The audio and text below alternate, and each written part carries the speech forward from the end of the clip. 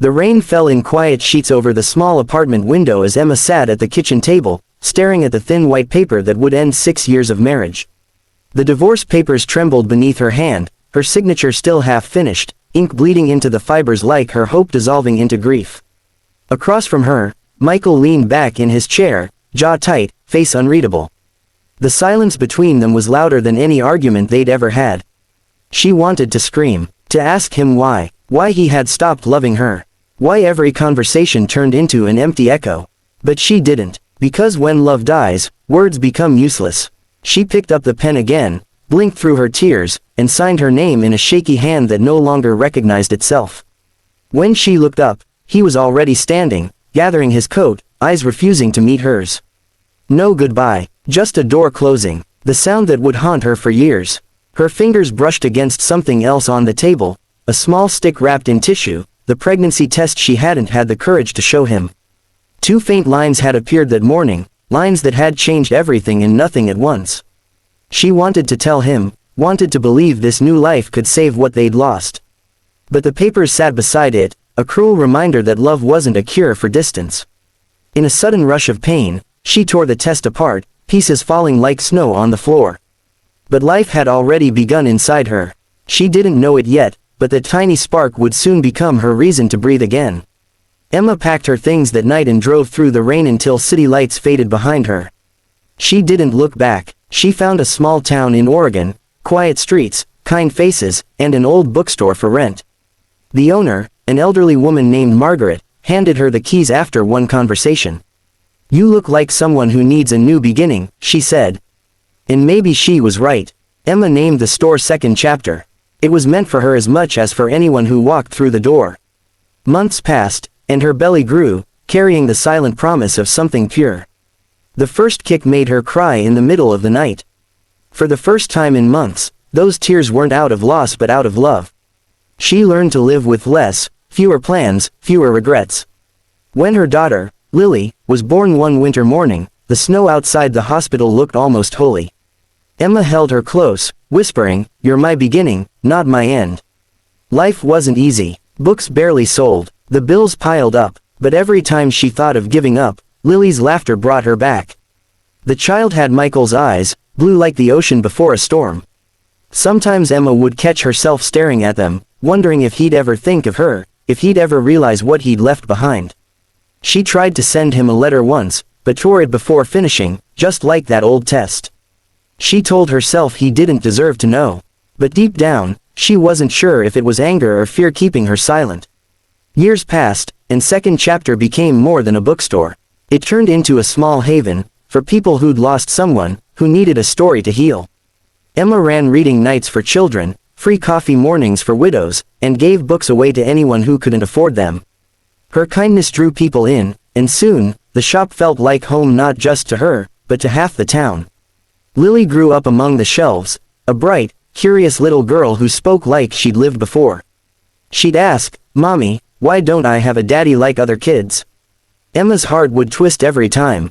She always said the same thing, soft and careful, "Because you have enough love for two." Lily would smile, satisfied for the moment, and Emma would look away, hiding the ache that never truly left. One spring morning, a stranger walked into the bookstore. He looked lost, like someone chasing ghosts. His voice was low when he spoke. "Do you have a book about starting over?" Emma smiled the practiced smile of someone who had learned to keep her heart guarded. "Aisle 3, she said. But when he looked up, something in his eyes froze her completely. They were blue, the same blue that had once made her heart stop. Michael, older, more tired, but unmistakably him. He didn't recognize her at first. Not until Lily came running out from the back room, holding a drawing of the two of them. "Mommy, look what I made." Her little voice cut through the silence like a bell. Michael turned. His gaze shifted from the girl's eyes, his own eyes, to Emma's trembling face. For a moment, the world stilled. He took a step forward, then stopped, voice breaking. "Emma, is she?" He couldn't finish. She didn't need to answer. The truth was written in every feature of the child standing between them. The past crashed into the present like a storm. He wanted to speak, to explain. But what could he say to undo the years he'd been gone? He reached for the counter, steadied himself. "I didn't know," he whispered. "You were gone. I tried to find you." His voice trembled with regret, but Emma stood still, holding onto her dignity like armor. "You didn't look hard enough," she said softly. "And I wasn't hiding. I was surviving." Tears filled her eyes, but she didn't let them fall. She couldn't let him see how much he still mattered. Michael came back the next day. And the next. Not to talk about the past, but to buy books, to read to Lily, to help fix the creaky shelves in the back. Slowly, without asking, he became part of their days. Emma didn't know what to do with the mix of anger and comfort he brought. She'd watch him from across the room, laughing with Lily, his eyes soft in a way she hadn't seen in years. He wasn't the same man who'd left. Time had carved humility into him. She didn't trust it yet, but she couldn't deny it either. One evening, after closing, Michael stayed to help her carry boxes upstairs. The air was thick with unsaid words. Finally, he spoke, voice rough. "I thought I wanted freedom. But when you left, I realized I'd lost the only thing that ever mattered." Emma looked away. "And now, what do you want now?"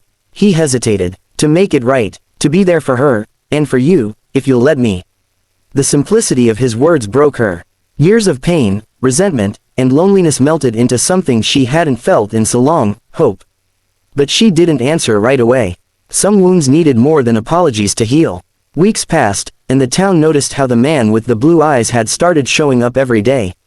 He fixed the store's sign, brought coffee every morning, and once even built a reading corner for Lily, painted in soft yellow and blue. The shop seemed lighter somehow, laughter echoing where silence once lived. Emma still kept her guard, but her heart began to thaw. Sometimes, love doesn't need grand gestures, just presence, patience, and the courage to stay. Then came the day that changed everything again. Lily had a severe asthma attack at school. The call came just as Emma was locking up. Panic gripped her chest as she sped to the hospital, memories flooding, the fear of loss, of helplessness. When she arrived, she found Michael sitting outside the emergency room, face pale, eyes red. He'd gotten there first. "She's stable," he said, voice shaking. "They're giving her oxygen." Emma collapsed beside him, sobbing into her hands. Without a word, he wrapped his arms around her. For the first time in years, she didn't pull away. Hours later, Lily opened her eyes, tiny, hand reaching for both of theirs. "I dreamed I had a family," she whispered weakly. Michael kissed her forehead, tears finally falling. "You do, sweetheart," he said. Emma looked at him, really looked.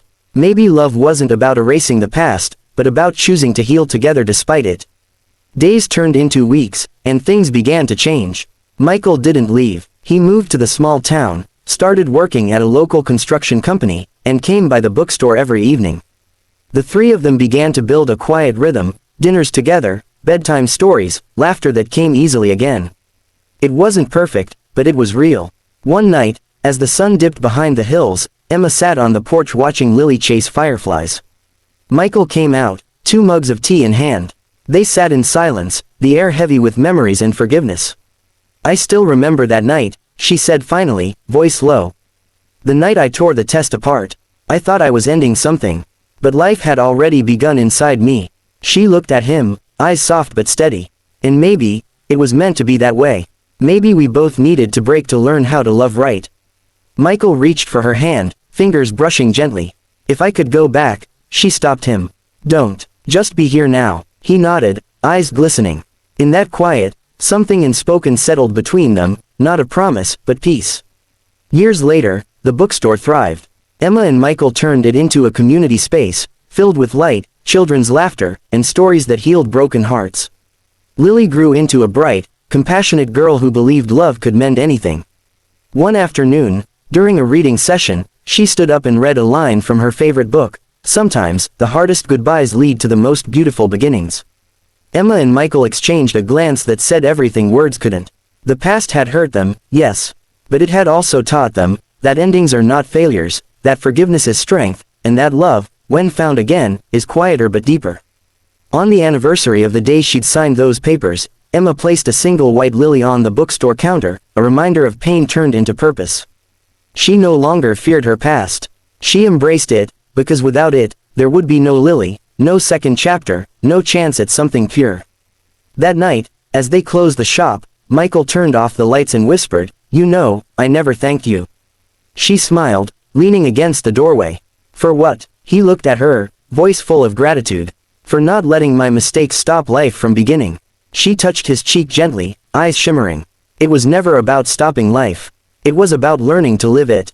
Outside, the rain began to fall again, soft, steady, cleansing. But this time, it wasn't the sound of endings. It was the rhythm of renewal. Emma looked out into the dark street, Lily asleep in her arms, Michael beside her, and whispered to herself, almost like a prayer, sometimes, what breaks us is what finally sets us free. And as the lights of second chapter glowed through the rain, it was clear, some stories don't end with heartbreak. They begin with it.